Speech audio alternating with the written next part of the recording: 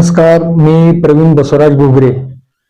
महाराष्ट्र नवनिर्माण सेना राजसाहेब Thackeray railway या चिन्हावरून निवडणूक लढवत आहे.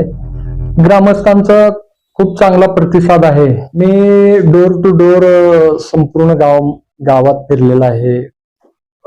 कारखाना आहे, वत्सला नगर आहे, धनगरवाडी आहे, चव्हाणवाडी आहे. खूप लोकांचा चांगला प्रतिसाद आहे आणि आशीर्वाद मिळत आहे.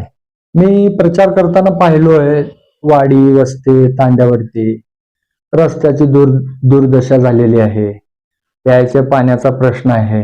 आदरणीय चव्हाण साहेब यांच्याबद्दल खूप आदर आहे आणि आतापर्यंत मी लहानपणापासून त्यांची छोटे मोठे भाषण ऐकत मी एक सामान्य घरातला कार्यकर्ता मोठा झालेलो आहे.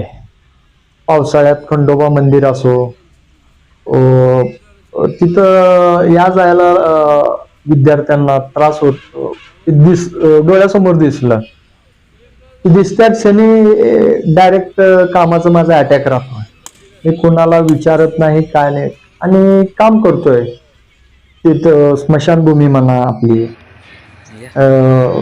जे वत्सला नगरवरती जे शाळा आहे, जिल्हा परिषद, तिथेही सहज एक फेरफटका मारताना दिसले तर तात्काळ जिथं जिथं मला काय वाटलं आतापर्यंत मी तेवढं ते काम सोडण्याचा मी पूर्णपणे प्रयत्न केलेला आहे. मला या रोडनं जाता येता ऍक्सिडेंटचं प्रमाण खूप झालं पाहत होतो. मी ऍक्सिडेंटचं प्रमाण खूप प्रमाणे वाढत चालला. वेळोवेळी NFT ला मी अर्ज त्यांना देऊन हे रोड दुरुस्तीचं मी त्यांना वेळोवेळी अर्ज दिलेला होता.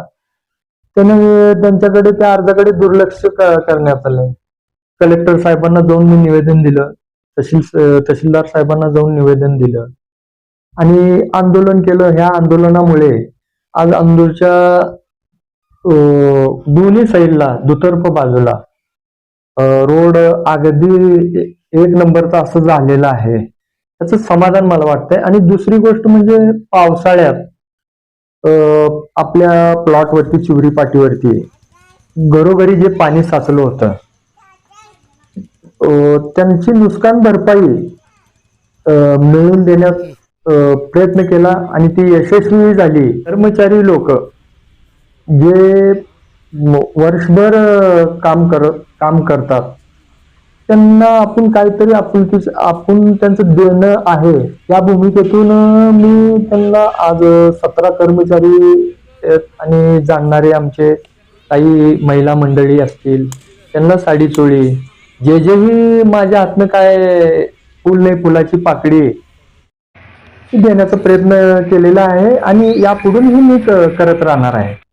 तसंच वत्सला नगर जे जिल्हा परिषदची शाळा आहे त्याच्या अवतीभोवती जे कचराचा ढीग साचला होता, ते दिसत्याच क्षणी मी पदरमोड खर्च करून स्वच्छता केली. आणि दुसरी गोष्ट, हळावरती आमची जे लिंगायत स्मशानभूमी आहे तिथं मयत झाल्यानंतर बसता येत नव्हतं त्या लोकांना, लगेच JCPच्या साह्याने तिथली स्वच्छता करून मी घेतलेली आहे. तुळजापूर तालुका सूतमिल, तिथे स्वातंत्र्य सैनिक लोकांना गव्हर्नमेंटनं जागा दिलेली होती. ते लहानपणापासून म्हणजे अगदी मी 10वी पासून बघतोय. माझी आजोबाची जागा आहे, तिथं टोटल 147 लोकांची जागा होती. ते पूर्ण त्या जागेवरती अतिक्रमण झालेलं होतं. आणि येता जाता लहानपणापासून बघा, इथं जागा आहे, इथं जागा आहे आपलीच म्हणून या भावनेनं मी तिथं आंदोलन केलेलं नाही. 6 दिवस मी धाराशिवला बिगर अन्न पाण्याचं बसून उपोषण करून ती जागा, त्यावेळेस मुख्यमंत्री माननीय पृथ्वीराज चव्हाण साहेबांनी खूप मदत केली. त्यांचं मी मनापासून खूप खूप आभारी आहे.